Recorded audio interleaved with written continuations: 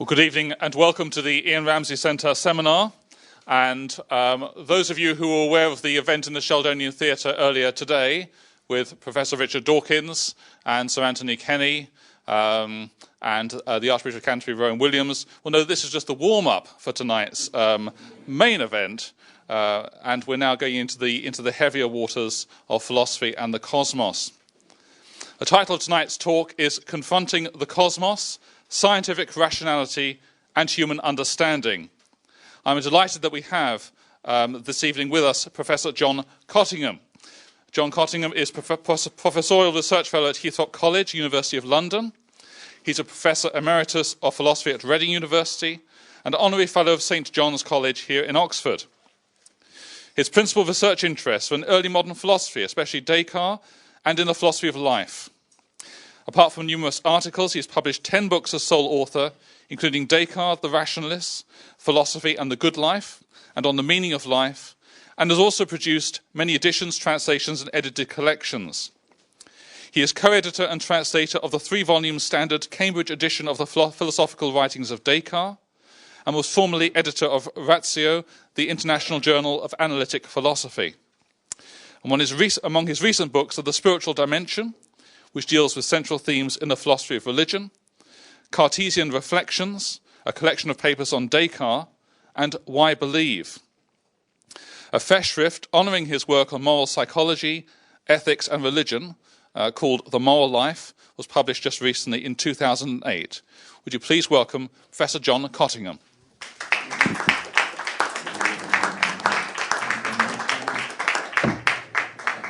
Thank you very much, Andrew, for that introduction. It's very nice to be here. And as you said, one couldn't wish for a better warm-up act than from the trio in the Sheldonian this afternoon. There is a short handout. Does everyone have a copy? It's really just a list of quotations. But there is a brief indication of the 4 sections of the paper at the beginning. So, I'll start straight in with the first section, which is on natural knowledge of God and the neutrality of the cosmos. A notable passage in Paul's letter to the Romans declares that, quote, "Ever since the foundation of the world, God's eternal power and divine nature, invisible though they are, have been understood and seen through the things he has made." The idea seems to be that we can all infer God's existence from observable features of the natural world. Not just that we can do so, but that we ought to do so, because Paul goes on to declare that those who fail to infer God's existence from his works are inexcusable or without excuse. And following on this lead, there's a long tradition in Christian philosophical thought that maintains that natural inferential knowledge of God is readily available to human beings. I mean, Aquinas' approach in the 5 ways is an obvious example. And the First Vatican Council reaffirmed that tradition in 1870. This is quotation A on your sheet, when it said that having explicitly invoked that passage from Paul, goes on to say that God, the beginning and end of all things, can be known from created things by the light of natural human reason. Well, it seems a pretty unambiguous position, but actually things aren't quite as simple as they appear. First of all, we go back to the Pauline passage. Though it affirms our knowledge of God on the basis of his works, it does make it clear that the divine attributes themselves, God's power and divine nature, are not known. They're beyond our ken, or as Paul puts it, invisible. This, of course, links up with a fairly consistent view both in the New Testament and the Hebrew Bible. In the letter to Timothy, God dwells in light inaccessible that no man has seen or can see. First book of Exodus puts it even more dramatically, no man can see God and live. Consistently with that, when we come to Aquinas, although the 5 ways do offer inferential demonstrations of God, the knowledge so arrived at is fairly minimal. The proofs are minimalist, as a distinguished commentator on Aquinas, Brian Davis, has put it. They don't disclose the nature of the invisible God, but merely infer the existence of a something, an X, if you like, which is the first cause and prime mover, and so on, which everyone calls God, as Aquinas puts it in all those 5 proofs. And finally, to come to the First Vatican Council passage, that quotation A place for natural reason is affirmed, but the affirmation actually occurs in a concessive clause where we're immediately led on to an emphasis not on natural reason, but on faith and revelation, which actually is the main subject of the document in question. So the sense of that passage is somewhat as follows. The mysterious, invisible God can be known by natural human reason, but nevertheless the truths about God on which our salvation depends are matters of revelation and faith. And it goes on to say, this faith whereby we are saved is a supernatural virtue, whereby we believe the things revealed not because of the intrinsic truth of the things viewed by the light of reason. So, despite Paul's thundering about those who fail to acknowledge God by natural reason being inexcusable, and despite Vatican I's insistence that there can be natural knowledge of God, the emerging picture, I think, from these various texts, is that the natural light won't actually get us very far when it comes to knowing God. So even in what may be called mainstream Catholic Christianity, what the natural light can tell us about God is somewhat limited. And I take it in the Protestant tradition that's even more true. There's, on the whole, quite a lot of skepticism about what the natural light can achieve.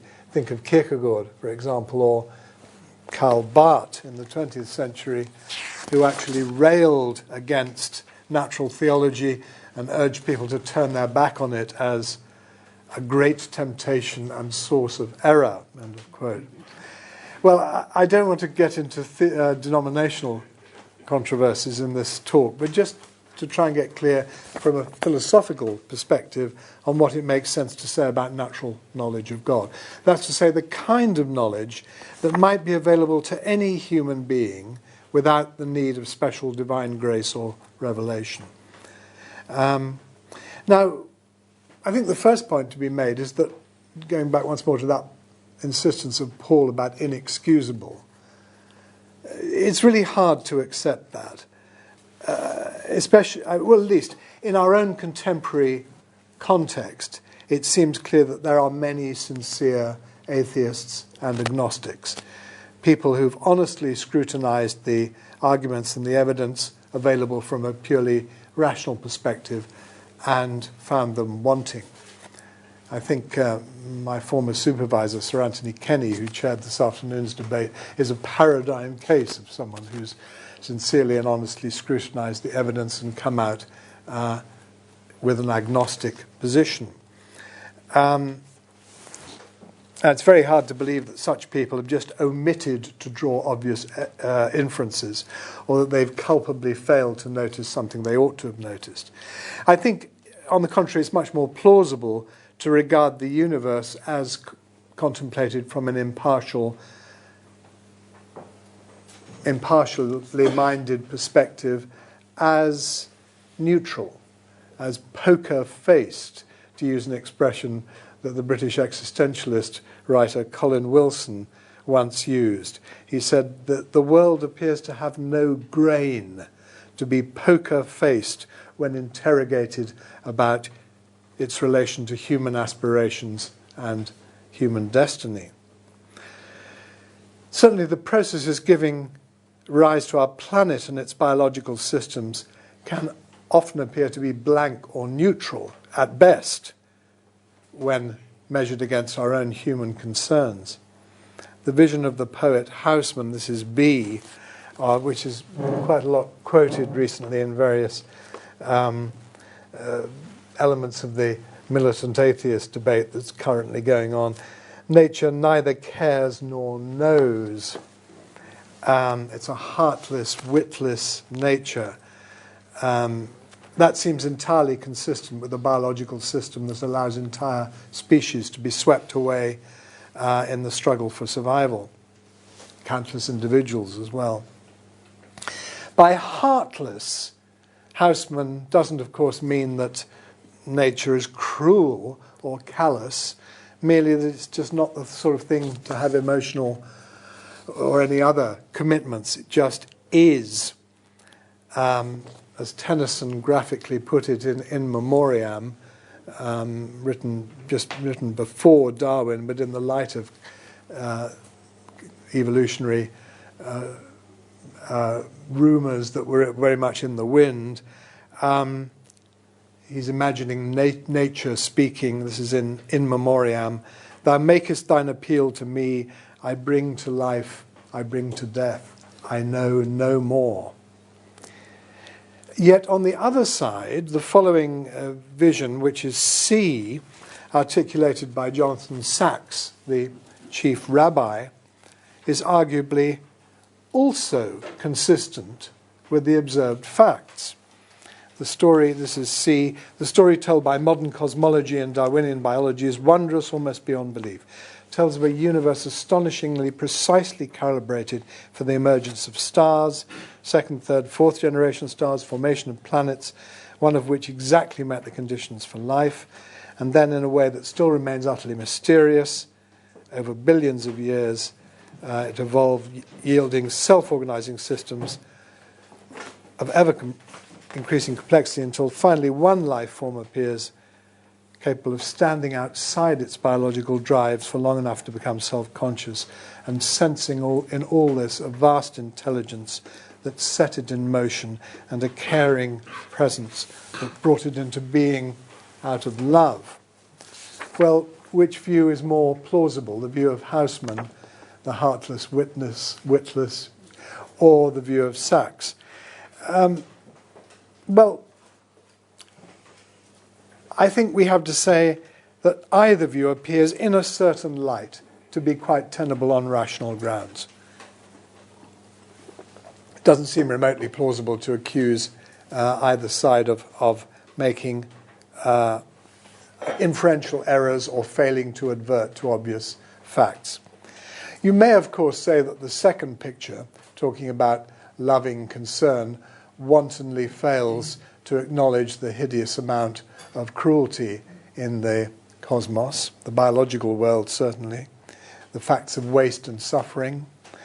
Or you may want to say that the first, purely naturalist or secularist picture wantonly fails to acknowledge the extreme improbability of a purely physical material process giving rise to this extraordinary consciousness and sensibility that we find on this planet.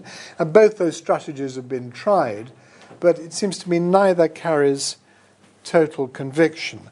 And on the whole, I suggest to you, on present evidence, the honours are even. The universe, scrutinized by an impartial spectator, is indeed poker-faced, and Pace Paul's strictures, those who don't see it as the work of a divine creator cannot be censured. So let me move on to B, or 2, the epistemic context for awareness of God. So, from what I've said so far, you might conclude, well, it's just a standoff, an impasse, as far as rational inquiry is concerned. But I think before we rush to the Scottish verdict, not proven, the idea of something's being obvious to the natural light may need a little more scrutiny. Now, the original quotation from St. Paul says that God's invisible attributes being grasped or understood, noumena, through his works, have been seen since the creation. Seen. The King James Version says clearly seen, which is an emphasis followed in many subsequent English versions. But actually the Greek verb kathorao, I think, lacks any such implication of obviousness. It simply means to observe or discern. And this prompts the thought that the divine authorship of the world might be something that's not supposed to be just obvious to anyone who looks, but might require a certain discernment or understanding to grasp. I suppose one analogy might be scientific truths, which in a certain sense might be obvious once the hard work has been done to uncover the evidence, but aren't just obvious straight off. They can't just be clearly seen straight off. If knowledge of God's like that, then it couldn't be inexcusable not to have it, since many people just might not have the time or the concentration to go through the complicated evidence and uncover it. Now, of course, there are a number of very distinguished philosophers of religion who do think that knowledge of God is based on quite complicated probabilistic and inferential arguments, rather like scientific arguments. Now, I've no aim in this paper to knock that approach, and it seems to me that some of the philosophical quality of much of that work, for example, by Richard Swinburne, to name but one, is of absolutely splendid clarity and precision and impressiveness. Nevertheless,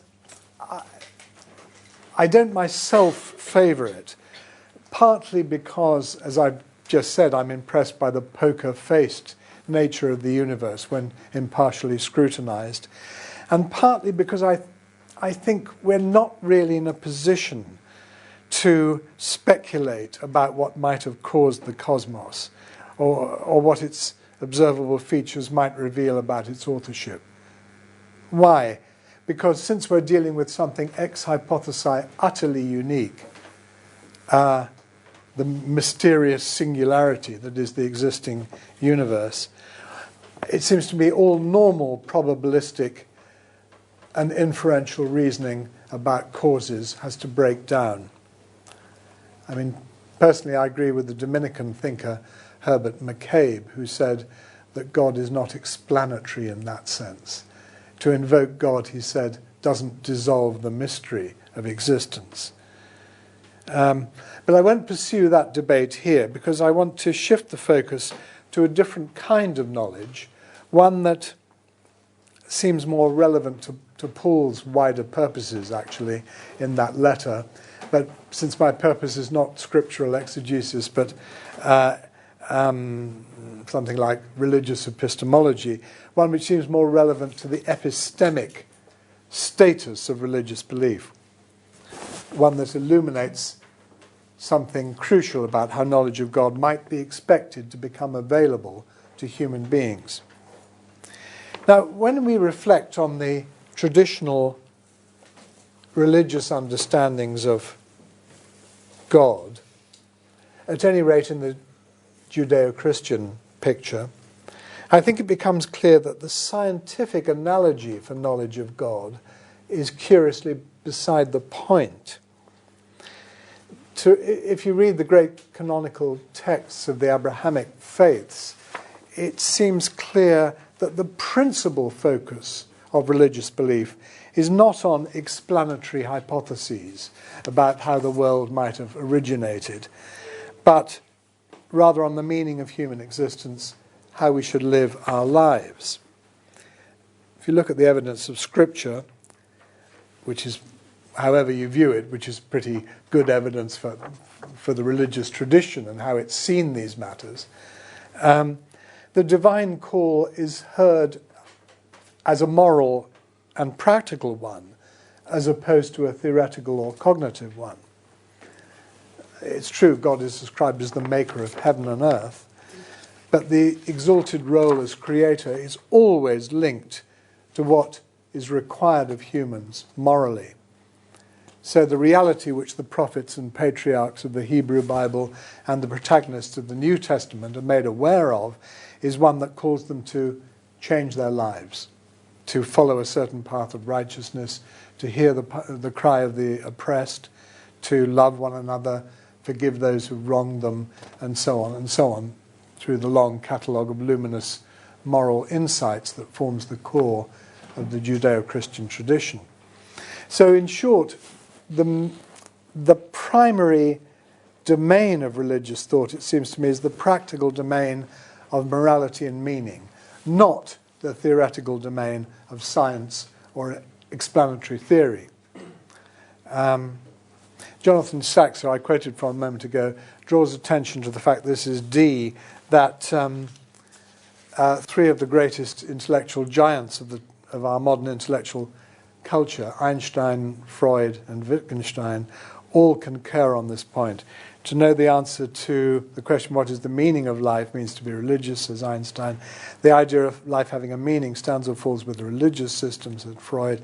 To believe in God means to see that life has a meaning, says Wittgenstein. You may think sort of triple argument from authority, citing three authorities in one sentence, is a bit much. But nonetheless, the agreement of those three intellectual giants is quite striking, I think, in favouring a hermeneutic and moral rather than a theoretical and explanatory interpretation of God. And I think that's on the right lines, and it has some interesting motivational implications. After all, if your principal motivation in being a believer is that you find the God hypothesis, as Richard Dawkins insists on calling it, plausible, then it's a slightly vulnerable position. If you cease to find it plausible, if that's the major factor in your religious allegiance, then if you find another better explanatory theory, or if it ceases to appeal to you as a genuine explanation, which I think is Dawkins' position from this afternoon. He just can't see how anyone could regard it as solving anything. You know, we've got this fantastic and impressive hard work that scientists are doing to try and work out how galaxies and living systems evolve, and then someone just comes and says, "Oh no, it's God. It's all there already." And for him, and I think I feel some sympathy with this, that just doesn't cut any explanatory ice. So I think if you do view the God hypothesis in that light, you are vulnerable to that kind of worry. You, in other words, are halfway down the road Pierre Laplace was when he said, "Je n'ai pas besoin de cette hypothèse." I no longer need this hypothesis. By contrast, if your religious allegiance is bound up with certain commitments about the meaning of your life and the direction it must take to be fulfilled and significant, then the stakes are rather different. And these are the questions which have been at the heart, I suggest, of the religious life as traditionally conceived. Now that points us to a different kind of religious epistemology, one that instead of trying to make religious knowledge conform to a neutral, secular-style template, takes account of the special conditions under which God, if he exists, might be expected to manifest himself. So the primary focus will be on the context in which awareness of God can be expected to be generated, rather than on the context of abstract speculative belief.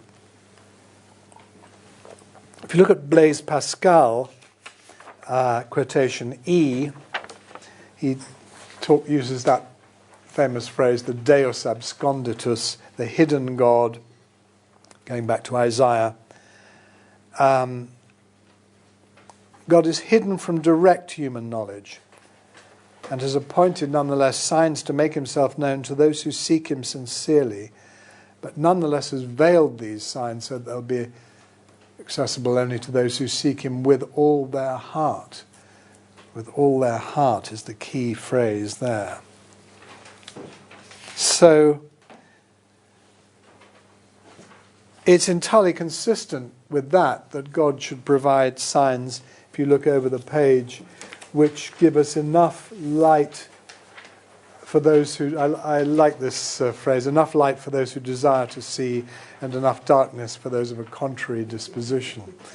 Now, if you just label that for convenience, a Pascalian epistemology or a Pascalian framework for epistemology, it really crucially alters the rules for what we might expect by way of evidence.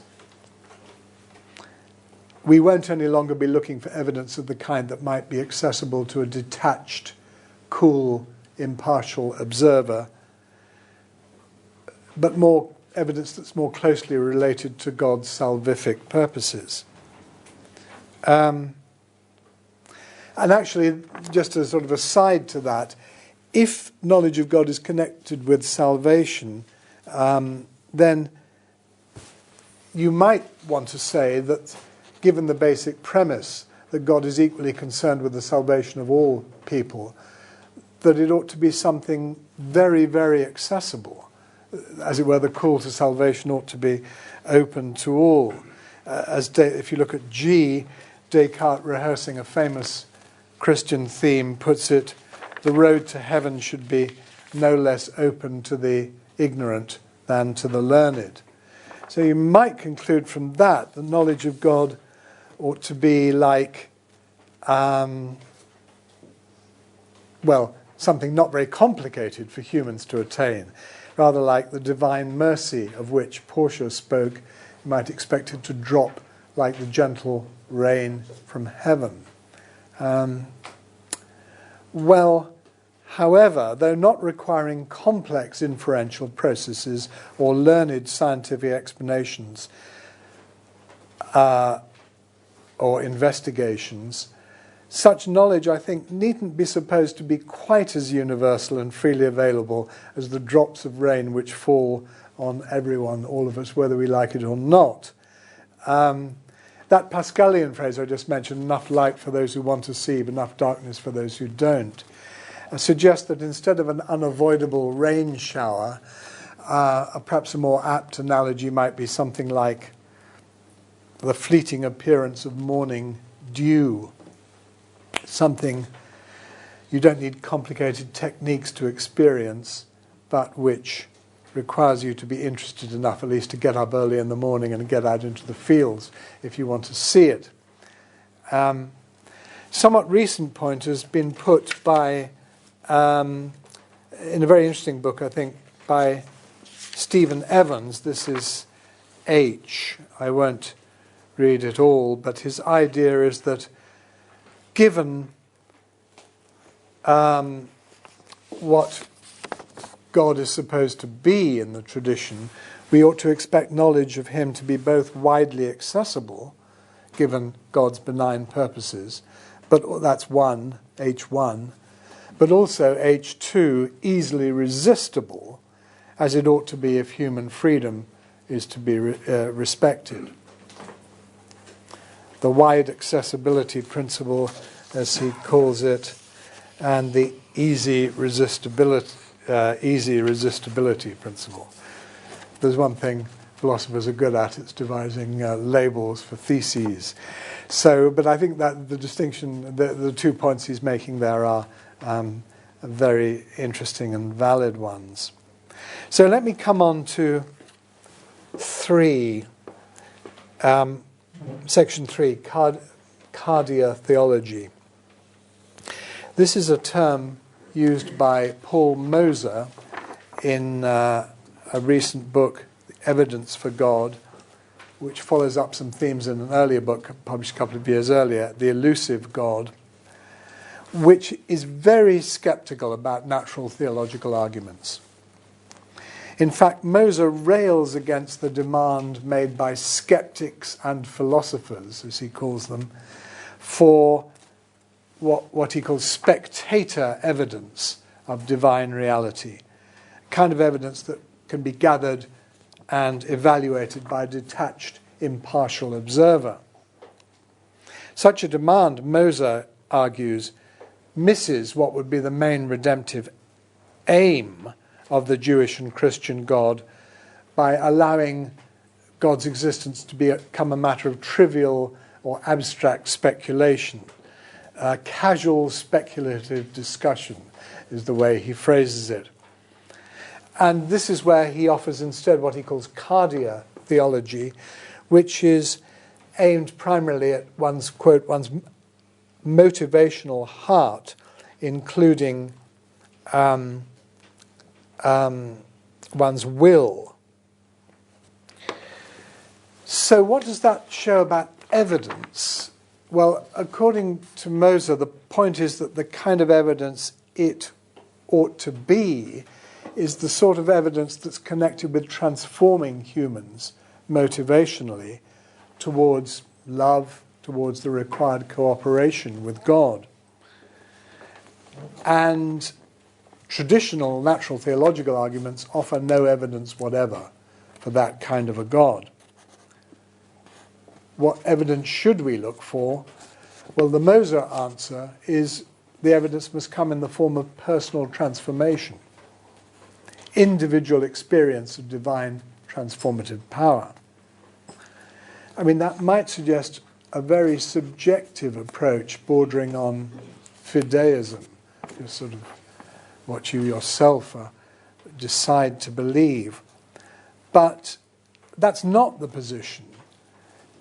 There is still, on this Moser-type position, there is still supporting reasons, and the reason is found in the transformations each person finds him or herself undergoing.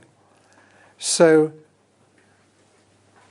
it's not that it's blind faith or blind assent.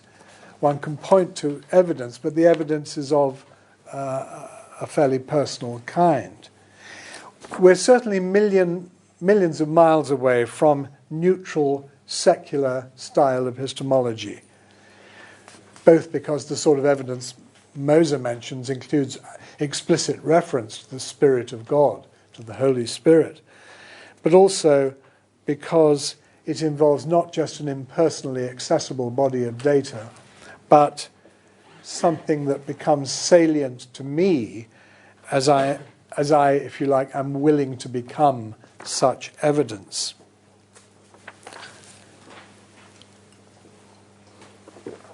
Well, is that problematic? A possible objection is, well, look, we're now going away from philosophy altogether and moving into sort of appeal to a cozy club of insiders who've sort of had the relevant religious experience. I think it is true that there's an appeal to what you could call insider information. That's to say, reports in favour of a certain outlook that come from people who are already caught up in that outlook, or at least seriously open to the possibility of its truth. But I think you can't conclude from that this is just a bit of special pleading, because it seems to me there are many situations in human life where the evidence is of that kind. An interesting example is Sigmund Freud, when talking about the evidence for his psychoanalytic theories. He admitted that the processes are not such as to be susceptible of public investigation under normal observer conditions. Why not? Because the psychotherapeutic experience takes place in a private consulting room. And, quoting Freud, only under the conditions of a special affective relationship, that's to say partly emotional relationship with the physician.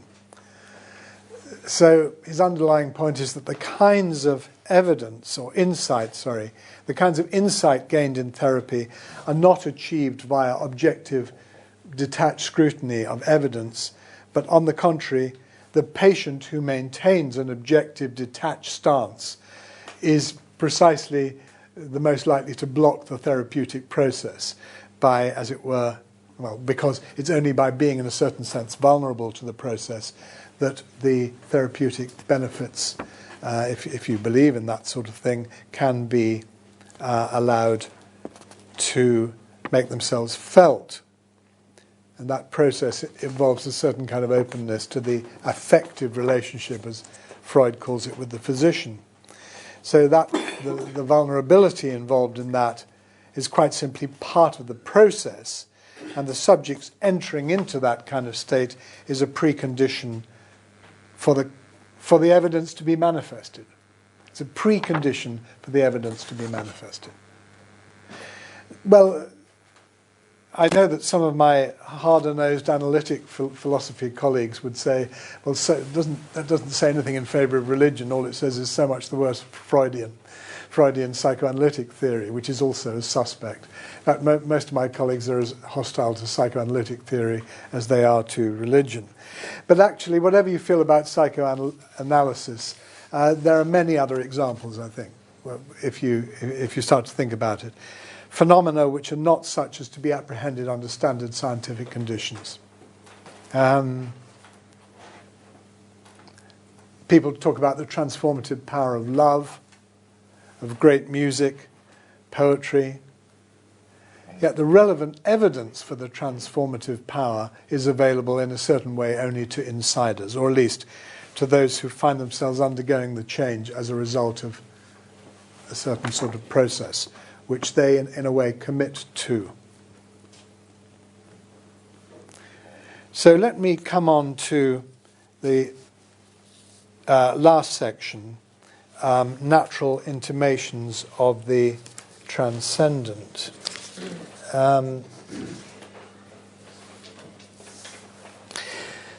Well, how do those conclusions so far bear on the traditional theological claims about knowledge of God, natural knowledge of God? That Vatican Council, First Vatican Council document I quoted at the start, follows a long-standing distinction between, on the one hand, the natural light of human reason, and on the other, supernatural revelation. For example, the revelations reported in Scripture or handed down via apostolic authority. And those must be believed on faith. That stark dichotomy, if you Descartes, a good Catholic brought up in that tradition, sums it up quite well, I think, in K, a quotation that not many students of Descartes nowadays will have come across. But that's partly because God is filtered out of Descartes, except in a certain rather special context. You know, the two proofs in the Meditations are taken apart, but the references to God which occur throughout the rest of the Meditations and throughout Descartes' other work tend to be sanitized or secularized away. But that's a subject for another paper. Anyway, here's Descartes. The clarity or transparency which can induce our will to give its assent is of two kinds. The first comes from the natural light, the lumen naturale. The second comes from divine grace. Those who read my books will not be able to suppose that I didn't recognize this supernatural light, the lumen supernaturale, since I expressly stated in the fourth meditation that it produces in our inmost thought a disposition to will without lessening our freedom. Well, that's sort of fine, but it does invite us to, I think, make a full or a misleading dichotomy. Either something's got to be pure natural reason, accessible to any secularist, anyone independent of their commitments, or it's sort of supernatural revelation. And if it's supernatural revelation, then it kind of bypasses all that natural stuff. Faith, as Aquinas puts it, makes up for the deficiencies of the natural senses. In that famous hymn, what's it called, the Tonto Mega. Now, I think there is a tertium quid, a middle way. And I want to close really by drawing attention to some aspects of our experience, our human experience, which function as a bridge, if you like, between the natural and the supernatural. a bridge between what we can access through our ordinary natural human endowments and what requires the bestowal of something more gracious and special. Consider what could be called the transcendent moments that many people, perhaps most people, will from time to time have experienced. In fact, I'm sure most people. Times when the drab, mundane pattern of our ordinary human existence gives way to something vivid and radiant, and we seem to glimpse something of the beauty and significance of the world we inhabit. Wordsworth expressed it as follows in a famous passage from the Prelude. This is L on the sheet.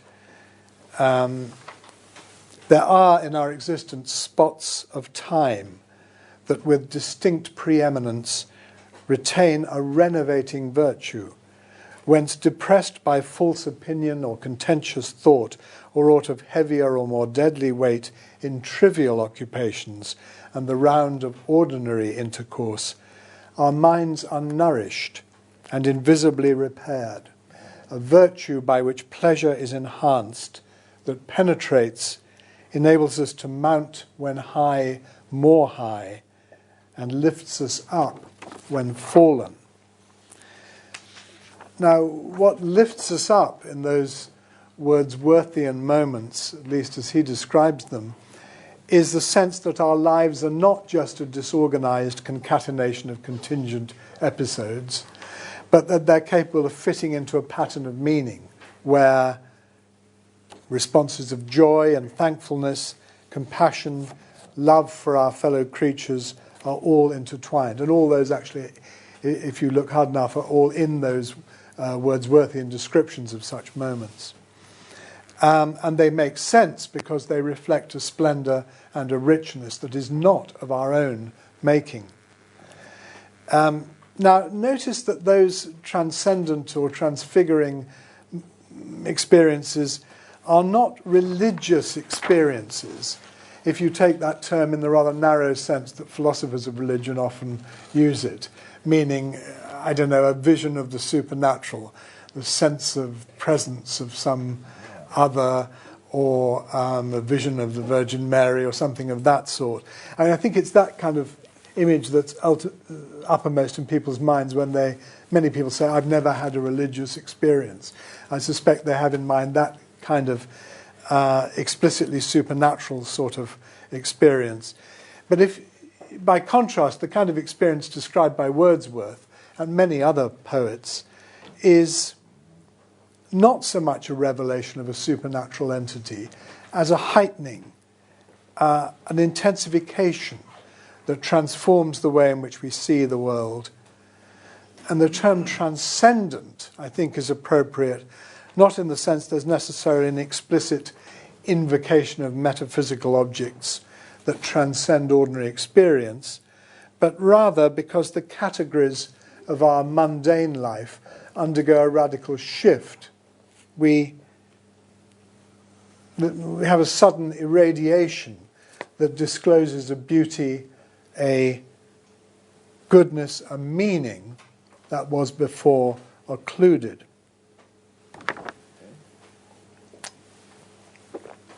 Other examples could be drawn from the world of music.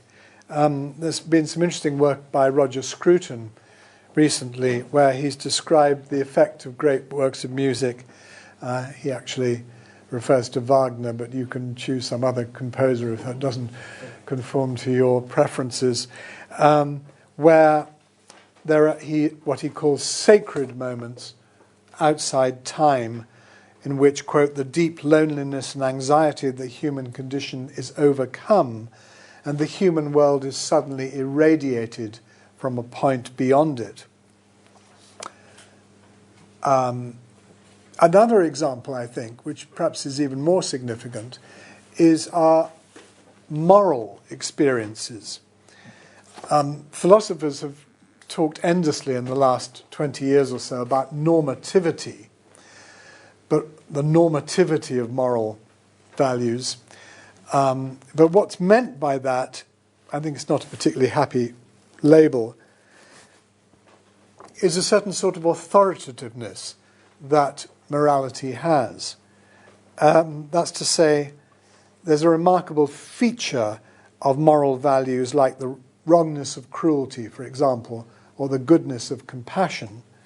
Such values exert a demand on us. They call forth our allegiance, whether we like it or not. That's to say, irrespective of our inclinations or desires. When we contemplate such properties with the required attentiveness, yet receptivity, we transcend ourselves, as Pascal might have put it.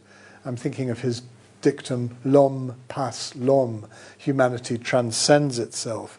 That's to say, we're taken beyond our own inclinations or endogenous attitudes towards something higher and more authoritative. By that I mean, no matter what you or I happen to feel about cruelty, even if we develop a taste for it, it remains wrong, necessarily wrong in all possible worlds. And no matter how disinclined you or I may be to show compassion, the goodness of compassion retains its authority over us, demands our admiration and compliance, whether we like it or not. Those are very remarkable properties, I think. Of course, there are deflationary theories which say there are no such moral properties or try to explain them away, and we can discuss that in discussion if you like, but for my money, those deflationary or reductionist theories don't carry philosophical conviction. Now, anyway, however you think about that, in all those cases I've mentioned, our responses to the beauty of the natural world, our vivid awareness and sensibility that we have when confronted by great works of music, our sense of awe before the authoritative demands of morality. In all those cases, we could describe what's going on as a revelation of the sacred, an intimation of a divine reality that is the source of all truth, beauty, and goodness.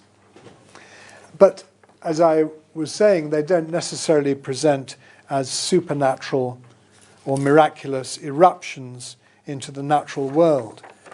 I mean, in a way, they're perfectly natural.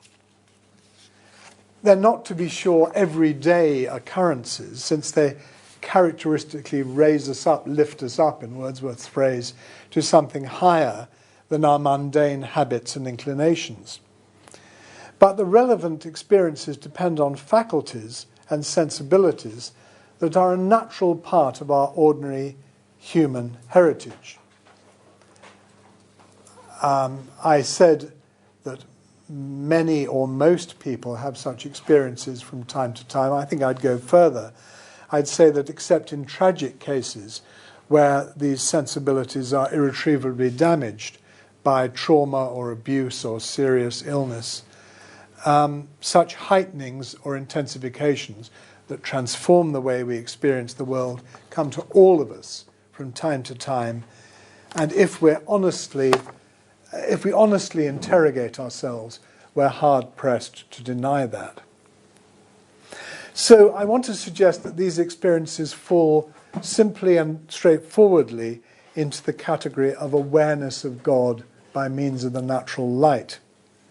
They are, if you like, natural intimations of the transcendent, glimpses of the sacred dimension that forms the ever-present horizon of our natural human existence. Now, I know, and I know there's some distinguished theologians present, that I'm slightly widening the extension class of the phrase the natural light, since that's normally taken to be the natural light of reason, and the terms lumen naturale and lux rationis are used interchangeably in many writers, many Christian writers. But I think all that shows is there's a certain sort of intellectualist bias that's prevalent among many theologians and philosophers. If something can't be turned into an argument or a rational intuition, then it's not worth its salt. Or else we allow it, but it's construed as something special, that the supernatural light, which, as Descartes puts it, whisks us up at a stroke to divine faith, or infallible faith is what he says. But the kinds of experience I've been talking about are not, on the one hand, supernatural shortcuts, yet on the other hand, they're not really exercises of our inferential or rational faculties. There's something much more spontaneous, natural, intuitive, if you like, natural glimpses of the divine. Well, you may say, even if they're not themselves arguments or intuitions of the intellect, can they at least be the basis for intellectual inference to God?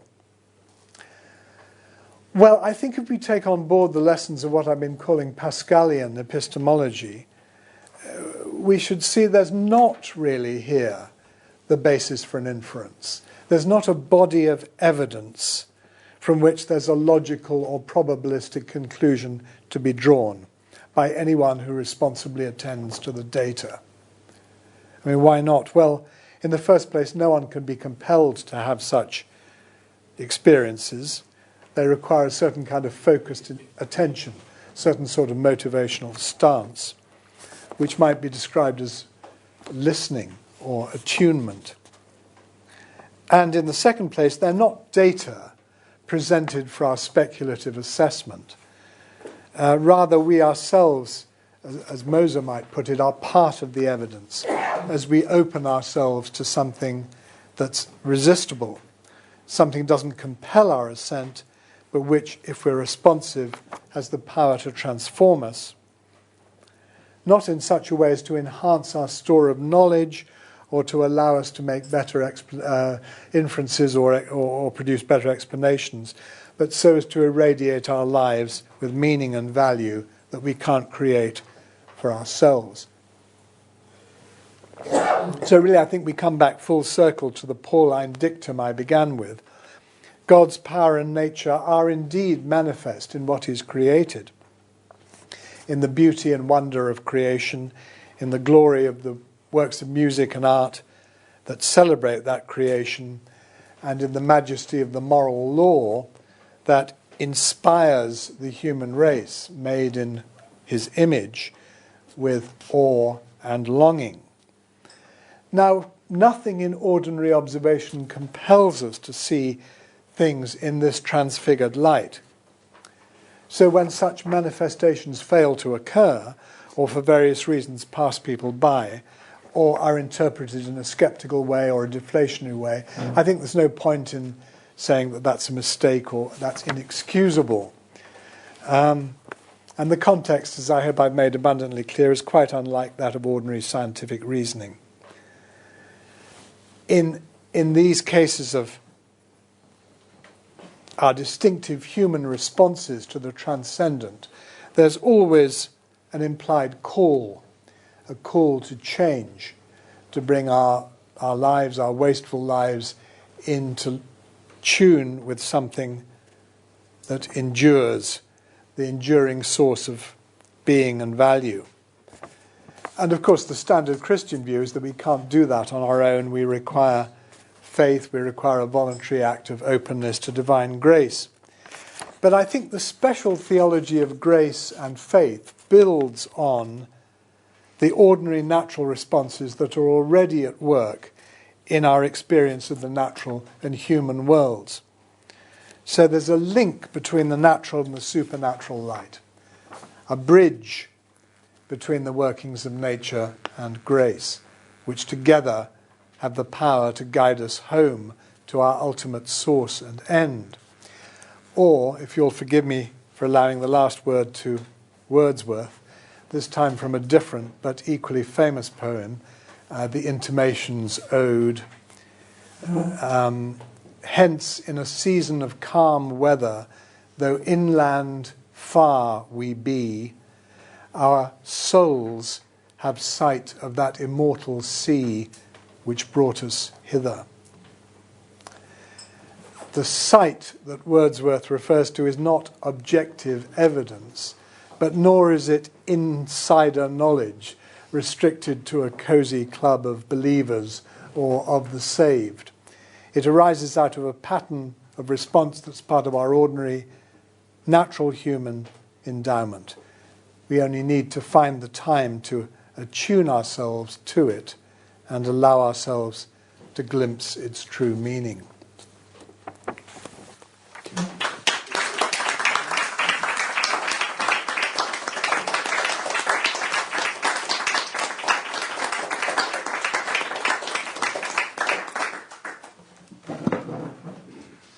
Thank you very much, Professor Cottingham.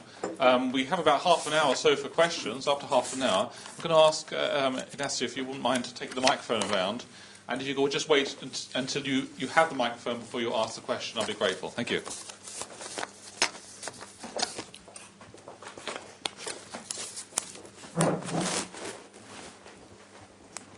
Hey, thanks very much for that talk. I really appreciate the emphasis you put on epistemology and methodology.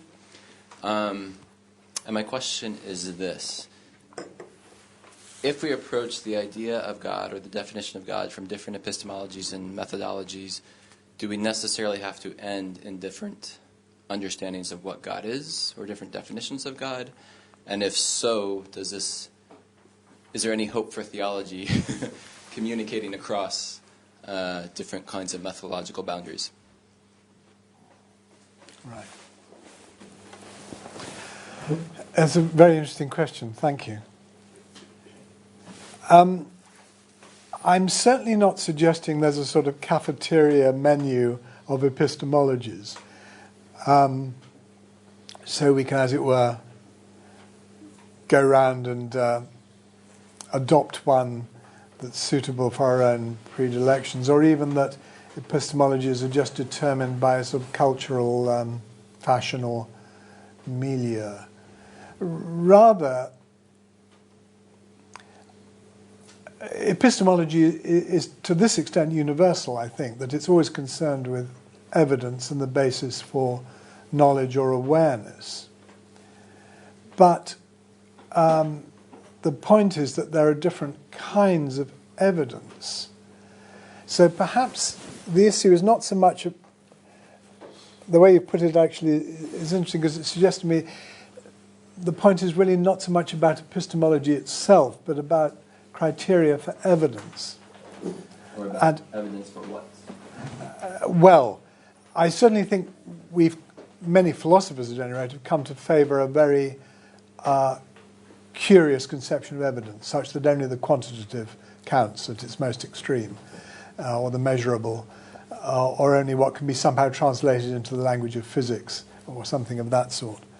As for evidence for what, well, I take it that in all the prevailing forms of theism, there is God is characterized fundamentally by two attributes, which Rowan Williams described subtly as mathematics and love, or if you like, logos and agape. That's to say, there's a role in terms of there's a cosmic role of some kind, and then there's a more moral role to do with morality and love. I think we've focused too much in religious epistemology on the former, about which we really know nothing. How someone can create something out of nothing, and in what sense God is a person. These things are way beyond the boundaries of philosophical analysis, I think. But I think we've obsessed with those rather than focusing principally on the second, the salvific purposes of God, which all the Abrahamic faiths agree on. So I'm certainly not going for a parochial epistemology which only operates within a certain faith tradition, let alone denomination.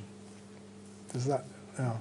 Well, I guess the question is, will that, if one does follow along different epistemic routes, in a sense that suggests they have different objects in mind for what God is, in some ways. Maybe it doesn't, but if so, would this divide theology? You know what I'm saying? Yeah. Just essentially have different definitions of what God is based upon different epistemologies and methodologies, and therefore non-communication. Right. Or do you think there's a way to bring them together? Right. I mean, I don't think there are going to be significant differences within theism, actually. What might be true, I think, is that if you compare, say, theistic worldviews with impersonalist views, atheistic impersonalist views of, say, a Buddhist kind, then there are going to be significant differences there, because if you think reality is just a state of conditions that arise and pass away in impersonal flux, then the way to become aware of that might be to detach yourself from emotional commitments, from love and so on. Whereas if you think the source of being is the love that moves the stars, as Dante puts it, then that would be a very bad way to apprehend God. So yes, there's some interesting thoughts there which I have to reflect on. Thank you. Thanks for a very interesting talk. So I have a question about your... Okay, so let me make sure that I understand you correctly. So first, the idea is that, okay, some people claim that there's natural knowledge of God through reason. Well, that's not going to fly because God is hidden to some extent, and the kind of knowledge that he would provide about himself is not that kind of knowledge. So you go another route. You think that it's kind of resembles moral knowledge or aesthetic knowledge, which is more personal. But I fail to see how the problem of this Deus absconditus doesn't rise there as well. So let's see, I'm an agnostic, I'm Anthony Kenny, I've worked through all the arguments, not convinced. Okay. Then I say, well, what's the other route? Let's listen to music and appreciate things. I'll start praying and going to church and thinking, in a Pascalian way, thinking that if I live like that, I get some experiences and they will verify my belief. Well, I go to church, starts changing, I want to be a better person, for instance. Well, how is this evidence that there is a God? Because it's just evidence for the fact that it works. That religion works. Going to church might have these effects.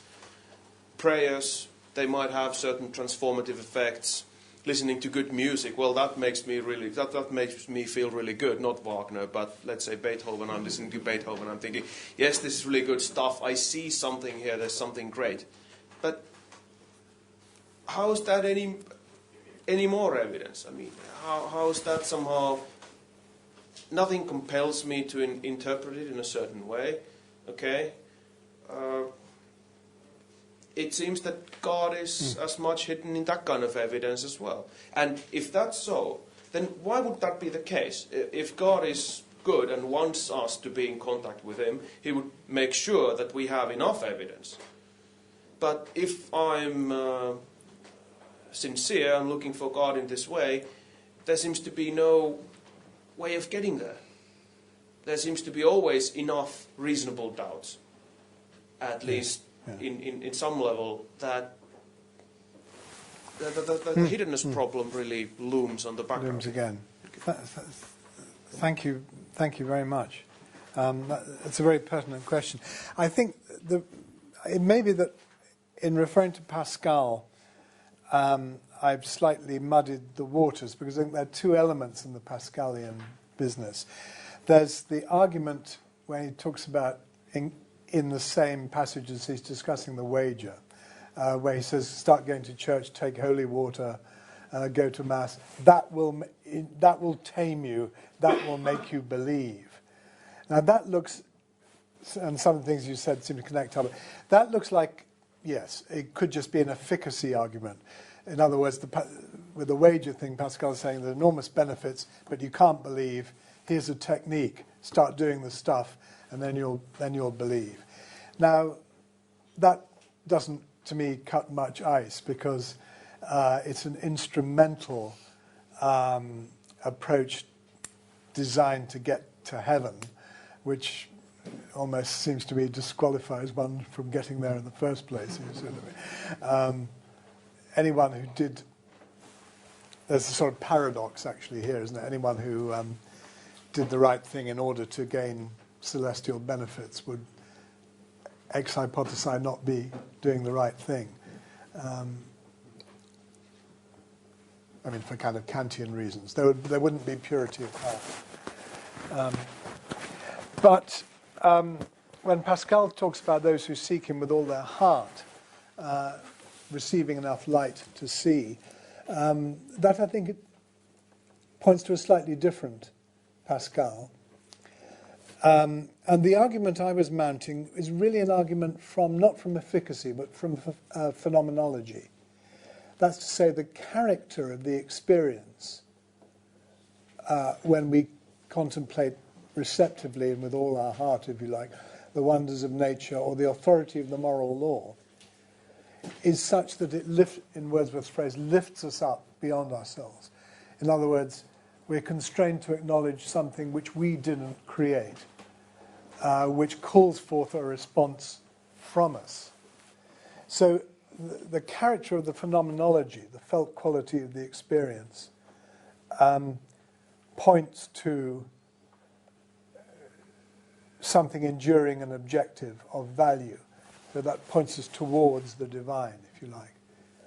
Now, of course, there may be alternative explanations for the objectivity of value that we encounter. But that would be a subject for another paper, whether those alternative kinds of objectivism work. So that's the way I would spell out the logic of the argument, not in terms of efficacy criteria.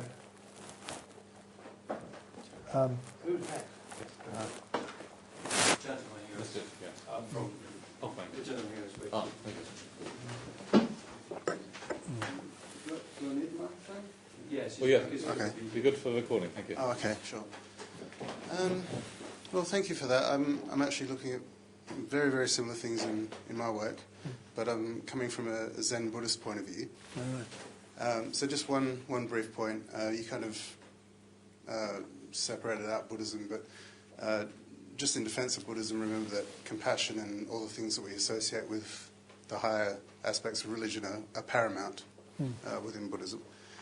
And I wasn't at the Richard Dawkins talk today, but and they may have addressed this, but there's a DVD called The Three Horsemen, and it's Dawkins and Christopher Hitchens and Sam Harrison, I think, three militant atheists.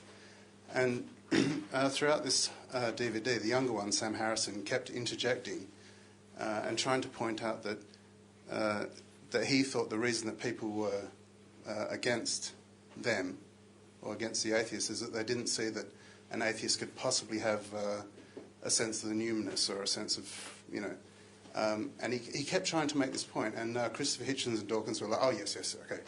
But I don't think they really fully appreciated what he was saying. And I also know friends of mine who are avowed atheists who have had what I would call the archetypical mystical experience and still have that sort of sense of the numinous, but just choose to express their ontology in terms of atheism.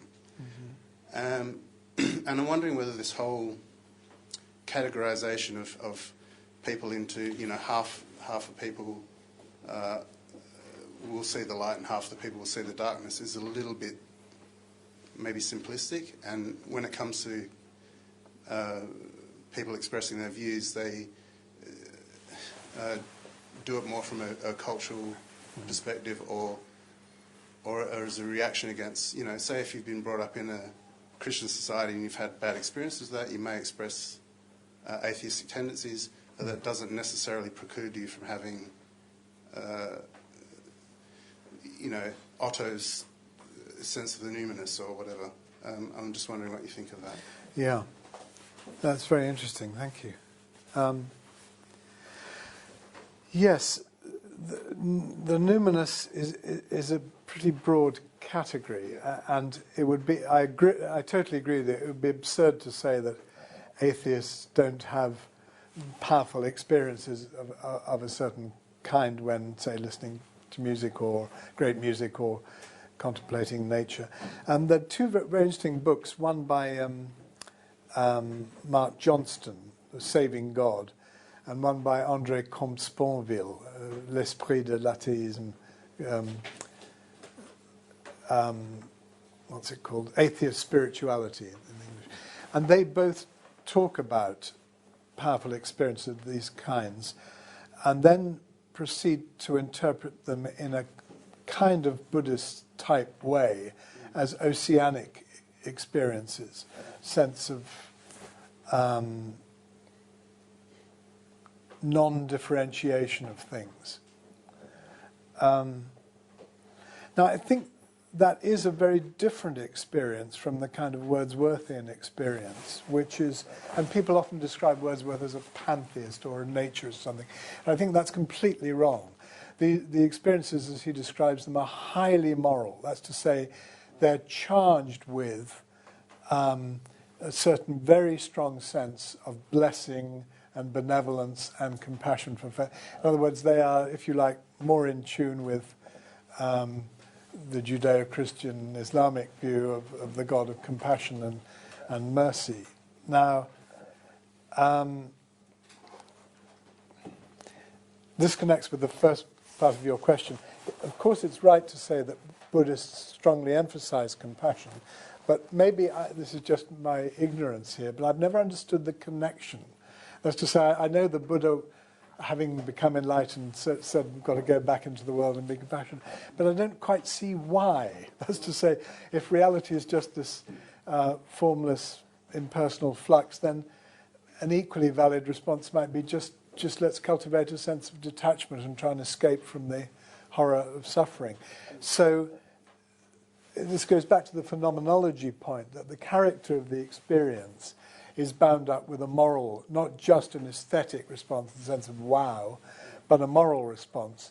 And that points us to a transcendent, based on my argument, points us to a transcendent and objective value of a theistic type. From the Buddhist point of view, you're right, there is no reason, actually, why that should be so. It is so. Why? Yeah, sorry. You're right in that sense. From a Buddhist point of view, there is no reason why compassion should be logically following on from that, from detachment.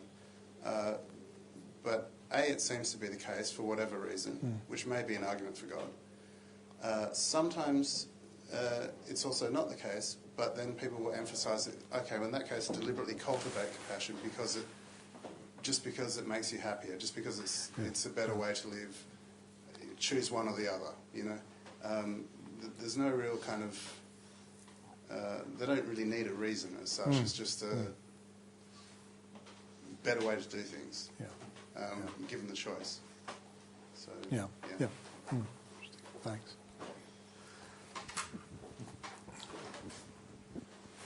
Right, thank you.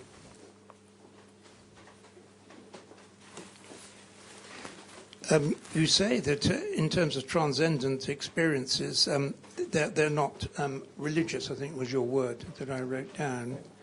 Did you mean that those were not, as it were, God-inspired? Or alternatively, how do these occurrences occur? Because they're very unusual. So where do they come from? What's their wellspring? Right, yes, thanks. If I said they're not religious, that's perhaps slightly misleading. What I meant, what I think I said was, they are not religious experiences in the sense in which philosophers often use the term, the argument from religious experience, meaning by that a vision of the supernatural, or angels or whatever. In other words, the content isn't necessarily religious.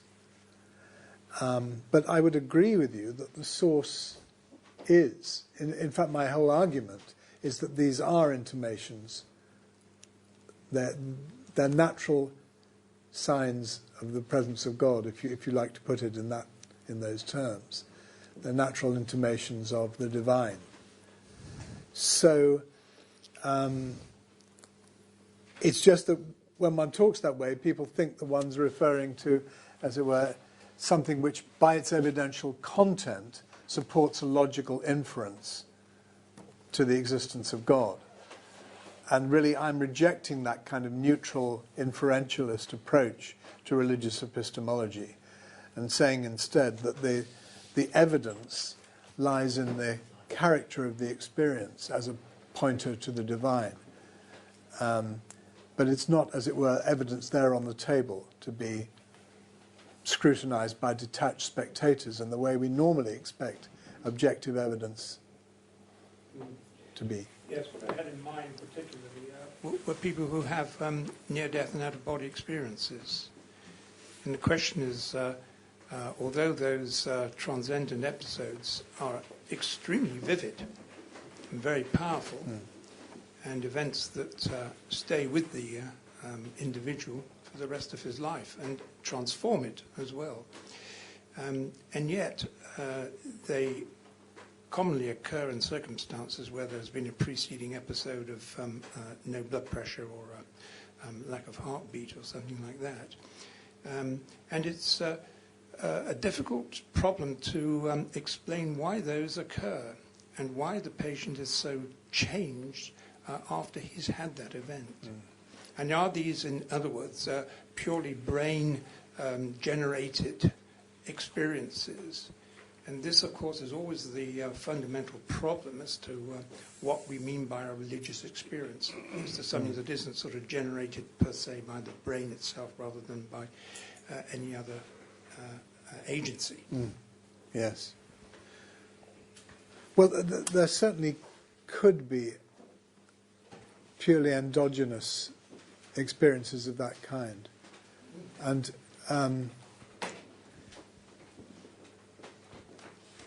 the involvement of the brain, I think, is to some extent a red herring, because, I mean, there are quite a lot of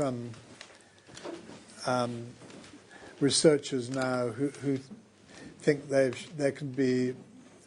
somehow refuted religion by showing that certain areas of the brain are involved in so-called religious experiences, as if that's I mean, of course, you'd expect the brain to be involved in any human conscious experience, so that could go either way, I think. But I don't know too much about these so-called out-of-body experiences, except that they don't seem to have the character... they seem to be in a different world from the sorts of experience described by, say, Scruton in the case of music, or by Wordsworth in the case of natural beauty, or by people like Knudstrup, the Danish moral philosopher, in the case of what he calls the sense of a demand of the moral law. Now, those are all very strongly object-related. That's to say, they're not just flashing lights or funny noises, but they are focused on particular properties, real properties in the world, either in the world or in the music or in the values, the moral values involved. So it's not, as it were, a mere internal state that the argument relies on. It is partly the phenomenology of the experience, and partly the sense of an object of that experience which calls forth a response in us, whether we wish there to be such a response or not. No, thank you. Okay, we've got time for two more questions, then I'll ask a final question. So I think the gentleman here, then the one at the back. So thank you. You spoke very well about the highest experiences that transcend loneliness and anxiety in life. And I'm wondering if the exact opposite experience plays a role, sort of the experience that would lead to you feeling extremely lonely, kind of seeing the emptiness of life. And I think Tolstoy said something about no longer being able to be drunk on the world. If you think that's an integral part of coming to spiritual experiences. That's very interesting. I certainly didn't consider those in the paper, but there certainly does seem to be evidence in the religious tradition that those are routes to the roots to the divine as well. Going right back to the Psalms, a broken and contrite heart you will not despise, and so on. So the idea that when human beings are thrown back onto, are put in extremis, as it were, then the allure of false goods dims, and they're left with an awareness of what, the only way they can go, that's to say, something of enduring value. But that's an interesting argument that I haven't thought of bringing into this approach. But it would be similar in structure, I think, because the evidence would be, in a certain sense, insider evidence. It wouldn't be available to those who hadn't been so shattered. I take it that's the case of Paul's conversion, for example. He was totally shattered, couldn't even see for, 3 days or more. Sort of paradigm case of what might have seemed like an endogenous malfunction. But nonetheless pointed him in the... allowed things to be manifest to him which before he'd presumably been repressing in his persecution of the Christians. So that's one example, interesting one. But again, I think the structural similarities, we're not dealing here with anything you could introduce into a natural theology seminar and say, and here's another piece of evidence for inferring God, because all you've got is someone in tears or lying on the ground in a daze or whatever. There's nothing there which can function as scientific style evidence. Gentleman back there. Thank you for your lecture. I've been thinking if somebody have that kind of experience that you describe, a special kind of understanding or appreciation of music or nature, I wonder whether that constitutes a knowledge of God. It seems that it can be a knowledge of God, but it can also not be a knowledge of God. It depends on the receiver. So atheists can have that kind of experience, but will not interpret as anything to do with God. So I would see that kind of phenomena as God's self-disclosure. It may not be a knowledge, because the knowledge depends on the receiver. It's certainly God's disclosing himself through this natural event. But whether it constitutes a knowledge depends on the way that the receiver interprets it. And so even with that disclosure of God, there is still an epistemic distance between the receiver and God. So it seems that we are coming back to square one. Yes. That the light is sufficiently to be interpreted as either way, even with that self-disclosure. And even with the incarnation, it still is... God is revealed, but God is also hidden. I mean, Karl Barth is very fond of this. God concealed himself when he revealed himself. And this also brings me back to the picture at Keble College. That Christ is there outside the door. He doesn't force the knowledge onto the receiver. There is still an epistemic distance. It's up to really someone inside there to open. So God does not force knowledge of anyone. He simply discloses himself and maintain that epistemic distance. And he respects the receiver to make their final decision. Yes. Thank you. Yes, I very much agree with that. And I think it's consistent with everything I said. Martha Nussbaum, in a slightly different context, talking about our responses to literature, talks about the need to be porous, meaning allowing, to some extent, allowing the work to work on you. If you remain, as it were, always in control or in a skeptical mode, checking, querying each sentence, you don't allow the work to sink into you, as it were, and that's a precondition for the right kind of response. It would also be consistent with the classic Thomistic position in Aquinas that there has to be a voluntary act on the part of that grace isn't just simply a sort of irresistible sort of compulsion of the spirit, but there has to be room for a movement, a voluntary movement. So I agree, nothing compels us to interpret the experiences that way, and it's consistent with standard theological views of God that it shouldn't be coercive. Yeah. Just like to pick up a point that you made at the beginning when you made all those quotes about some people seeing nature, heartless, witless nature, and others seeing extraordinary order. And I was reminded a little bit about those pictures that psychologists use of the duck and the rabbit, so that some people see a duck and other people see a rabbit. And one can actually switch a perspective from one to the other. But then I began to think about what kind of faculty of the mind are we using there when we sort of see all the elements come together in a particular form. And it strikes me that this is not the virtue of inference, it's not inferential reasoning, the old medieval virtue of scientia, but the more likely it is the virtue of understanding, the medieval virtue of intellectus. Now, in a lot of modern philosophy, these two terms have been or combined, or the difference has been attacked. Do you think we need to rediscover the virtue of intellectus as a topic in epistemology? And do you think that the whole debate over God has been blurred by the emphasis on scientia? Yes, thank you. That's a very interesting question, and I think we have become kind of inferential junkies in philosophy. We want everything to be in the form of a pattern of reasoning where premises are yield conclusions, as opposed to things being directly intuited or grasped.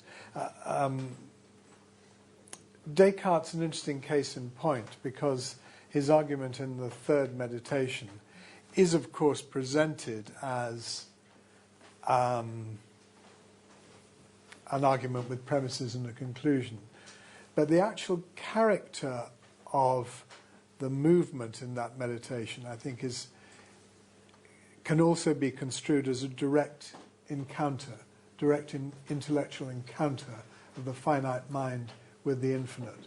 The finite, limited mind comes up against the sense of something greater than itself, and it kind of apprehends in a single moment that it can't have created that from its own resources. This is the interpretation that Levinas favoured. So in saying that we've become too intellectualist, which I think probably I would say about a lot of philosophy and religion, that shouldn't be taken to mean that we don't have enough intellectus. I think, interestingly, Descartes distinguished from, he didn't talk about intellectus, but he talked about scientia versus what he called cognitio. And cognitio was a kind of direct intellectual apprehension. Thank you. Well, just before I conclude by thanking our speaker, I'd like to just advertise briefly the seminar in 2 weeks' time, and we'll have Dr. Adam Green from Innsbruck and myself. And one of the topics that came up this evening was about nature and grace, and we'll be applying certain findings in modern neuroscience to issues of the life of grace. So in 2 weeks' time, Neurotheology and the Social Brain is the title of the seminar, and I shall also be launching my new book. Thank you very much indeed. Would you please join me in thanking Professor John Cottingham.